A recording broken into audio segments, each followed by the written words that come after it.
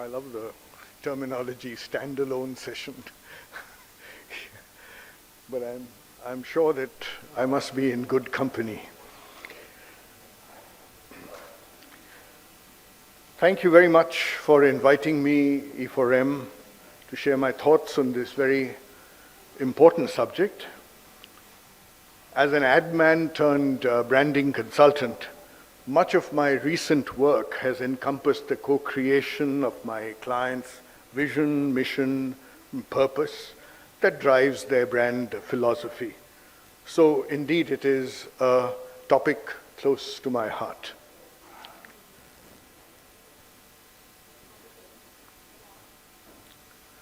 My talk will briefly cover relevant trends in how consumers are making choices today and how responsible brands are waking up to lead with purpose, literally. I will take you through an array of examples covering well-known as well as lesser-known brands that are making their purpose play a central role in their existence. And I will cover why purpose-led branding works and go into some detail in what it is and how it's done.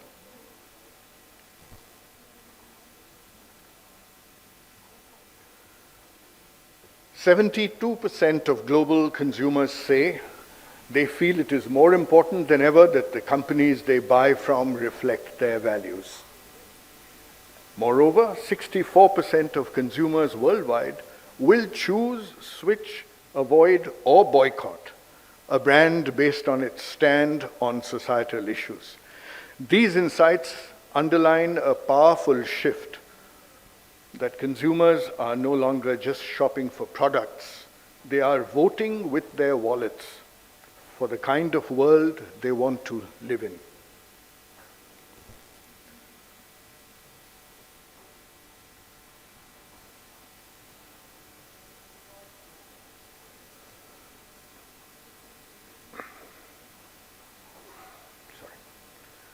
To redefine beauty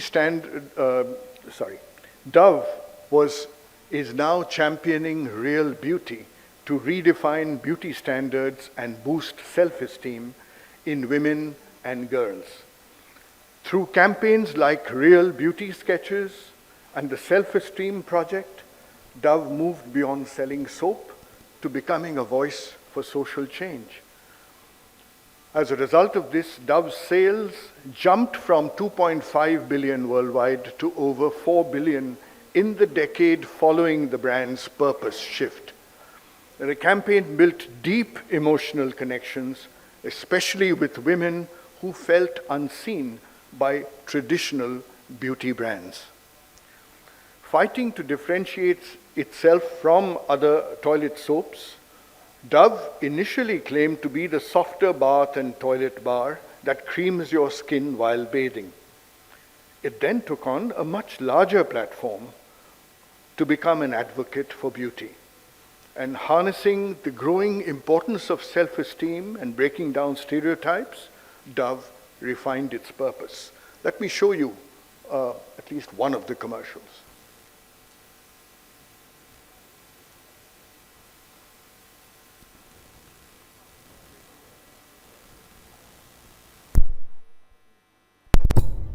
Isn't it strange that in a country of 631 million women, there is still only one face of beauty, when there is so much more to be admired?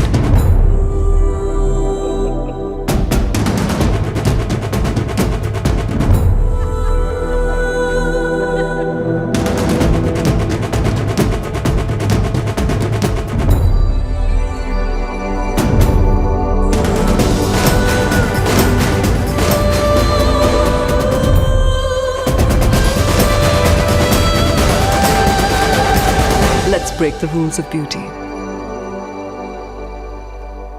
Can we play the next one as well, please? Thank you.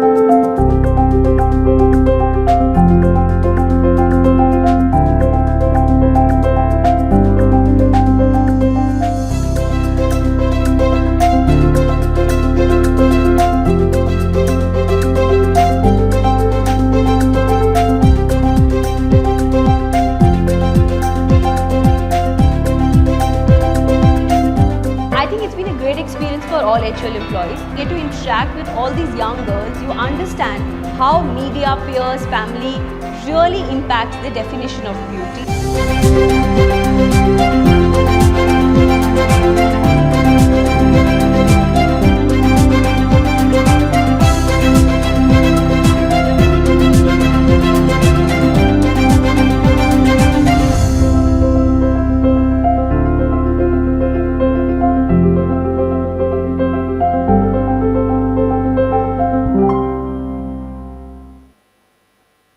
Thank you. Marketing has clearly moved on from being primarily product-led to being purpose-led. Millennials and Gen Zs are not just buying products. 83% of millennials and 76% of Gen Z expect brands to take a stand on social issues. And these generations are digital natives, highly informed and quick to call out inauthenticity, making purpose a non-negotiable. Today's brand environment is shaped by powerful global movements. Climate justice, driving demand for sustainable packaging, supply chains, net zero commitments, diversity and inclusion, where tokenism is rejected and authentic representation is demanded in leadership, advertising, and action. Gender equity and social justice, shaping narratives around equality, safety, and opportunity. So the question is no longer if your brand should stand for something, but what it stands for and how consistently it shows up in every choice you make. Inaction or neutrality is riskier than ever.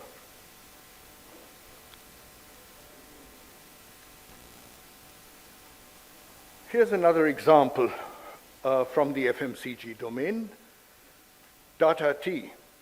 Its purpose, awakening social consciousness through everyday conversations.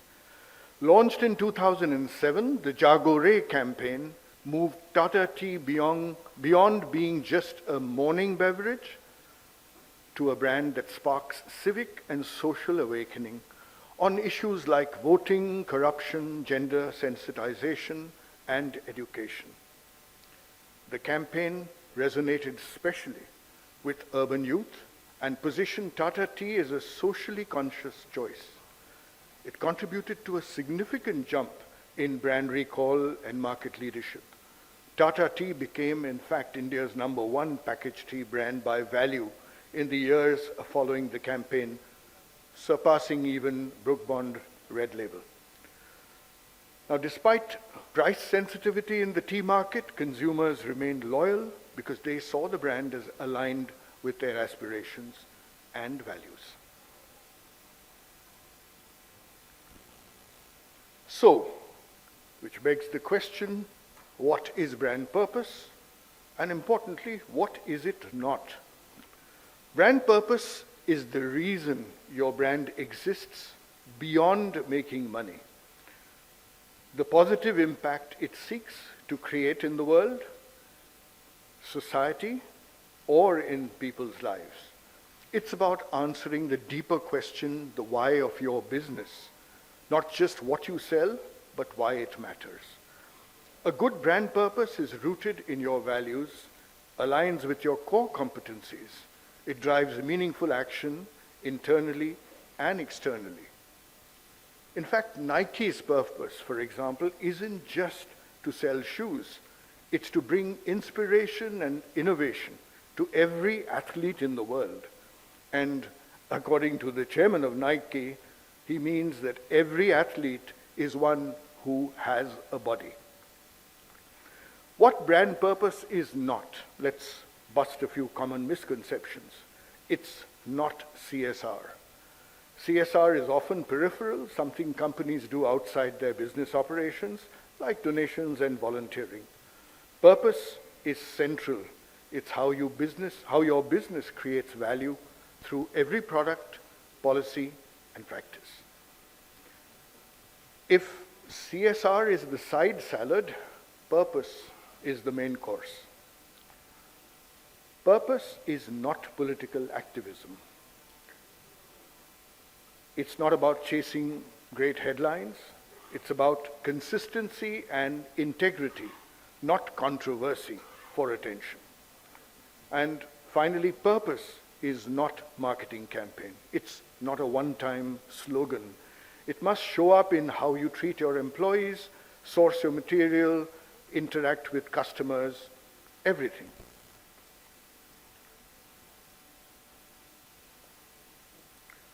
Let's take a powerful example from Assam. The Balipara Foundation, which I was privileged to be associated with, working in the Eastern Himalayas. Their purpose isn't just,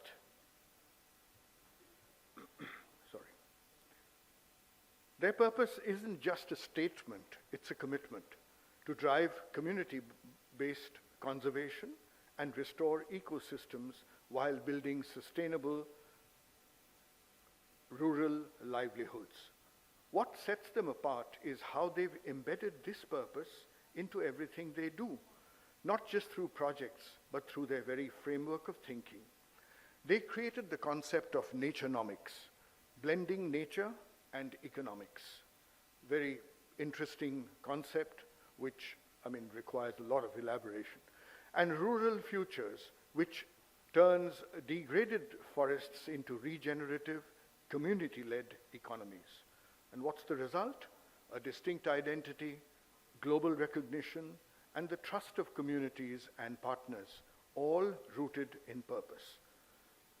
They're not just seen as an environmental NGO, but as a movement for ecological equity.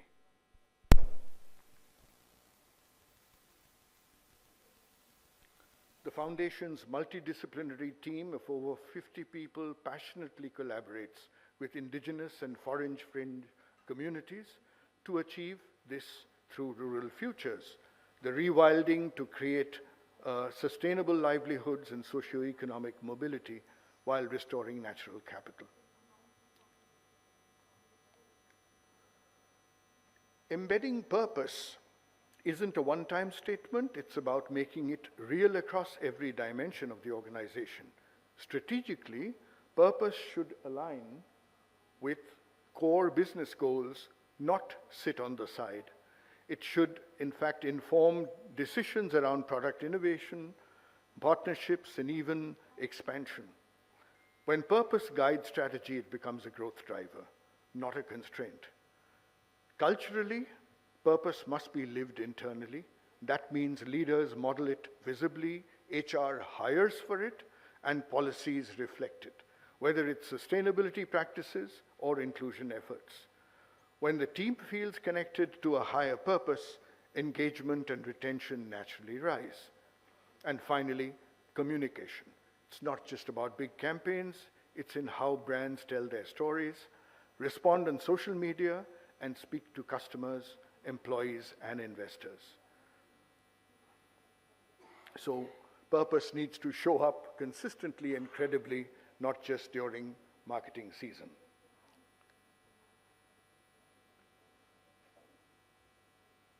I often get asked, what's the difference between the problem that a brand needs to solve and the purpose? Actually, they're very intrinsically connected. Brand purpose is why we exist. Brand problem is what we are here to solve. And the most authentic and successful brands define their purpose by asking, what meaningful problems are we solving, and why does it matter beyond profit? When the brand articulates a purpose around a real-world problem and then consistently acts on it, it builds emotional credibility and competitive advantage. Let me give you another example right from here, Delhi. High Mat is a line of contemporary and high-quality clothing made at India's first all-women factory in New Delhi. It was an interesting case study where one had to weave a story around several contiguous and potentially brandable entities.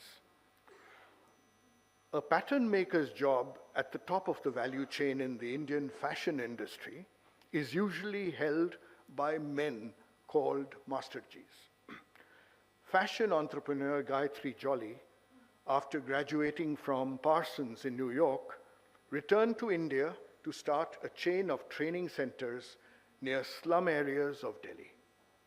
She began to teach women from low-income communities to empower themselves financially by breaking existing social patterns of male dominance and learning the skills of pattern making. She called these centers Master G. With the cream of the crop from these training centers finding placements in Gayatri's studio, where she undertook contract manufacturing in an ethical and empathetic environment, she created a symbiotic ecosystem between Master G training centers, the Master G studio, and her in-house flagship brand, HiMat. Look closely at what you see in these grid-like structures below. Yes, this is an aerial view of Delhi slums. It is a pattern from which emerged HiMat's initial range of product designs. Gayatri's early exposure as a teenager volunteer as a social worker in the urban slum areas of Delhi gave her the sensitivity and awareness about scarcity and inequality and about a contrasting world. She was puzzled and fascinated to see how wealthy gated communities stood next to slum dwellings, creating an uneven texture of social fabric. And it was no surprise then that her first collection, HiMat's first collection design, was inspired from such a maze, and it was amazing. And so was the response to it. The HiMat brand was launched at a special event in New York City, and today it has achieved a premium position through online channels as well as shelf space at retail stores such as Jensen's, Tycoon, Jaipur, and at Embassy exhibitions. It has been receiving rave reviews on TV channels and multiple women empowerment seminars. So what did Master G do? They embraced the purpose of training in underprivileged women in apparel design and pattern making, empowering them to break into traditionally male-dominated roles and rise out of poverty. And what makes it stand out? Master G goes beyond skill building. It transforms identity and agency. Every garment designed by these women carries the story of empowerment, giving consumers a chance to wear their values. Market advantage, the clothes became symbols of change, attracting a premium not because of brand hype, but because buyers felt they were part of a larger social mission. This purpose became a differentiator in a crowded fashion market, turning apparel into advocacy.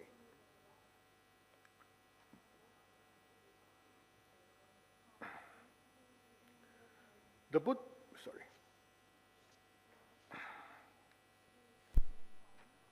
Buddha Institute, another organization that I've been closely associated with, believes that India's poverty alleviation can be addressed through entrepreneurs working on its rich rural potential and enabling sustained livelihoods to happen, fair pricing for farmers, employment for the community, that when knowledge flows freely, when ideas take root in action, and when collective strength creates lasting impact. Transformation gives the statement purpose and aspiration. And as you can see, the purpose statement that has been marked in green there highlights the grounds of compassion and values and differentiates it from transaction or technical approaches. It's broad enough to cover diverse initiatives, yet specific enough to inspire and align people. Let me play for you the latest Buddha Institute brand film inspired by the ongoing journey of the founder, Vedarya. And I think that will make sense to you.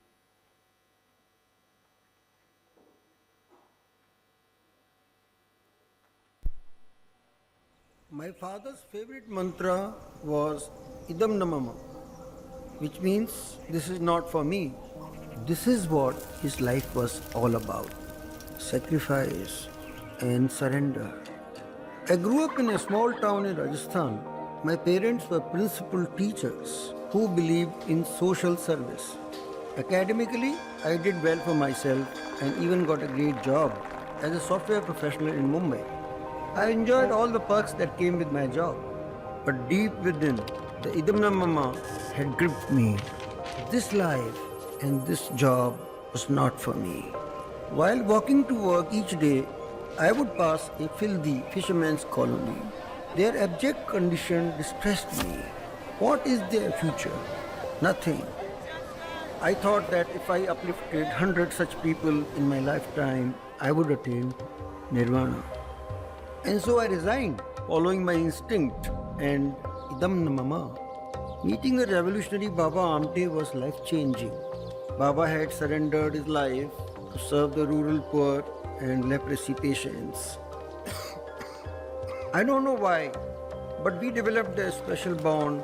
Baba taught me a life lesson: bring justice to the poor through self-reliance.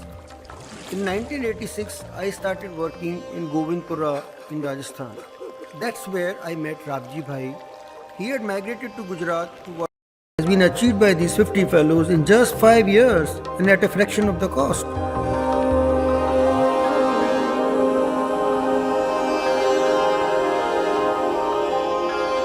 Each year, hundreds apply for our fellowship, driven to create jobs at the grassroots, to build their enterprises, and to make a difference. We are also blessed that eminent donors and mentors have pledged their time, money, and commitment. The plight of Mumbai's fisher folk disturbs me even today. Their poverty ignited the Idam Namama in me, and so we carry on. We shall not stop till social justice through development reaches every single Indian. Our journey has just begun. We have miles to go. With your help, we hope to give a better life to the rural poor they truly deserve. We together owe it to them.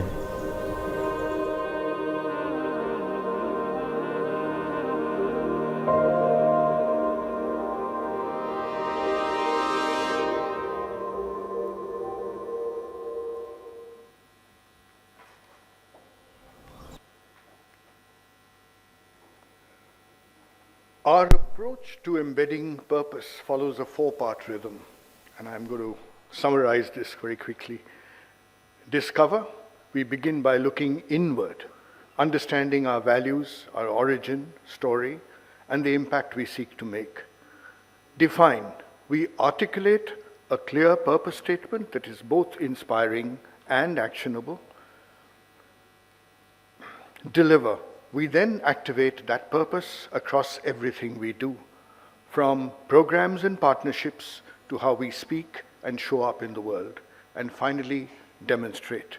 We hold ourselves accountable, tracking the outcomes of our purpose in real, measurable ways. This isn't just a framework, it's how we breathe life into purpose every day.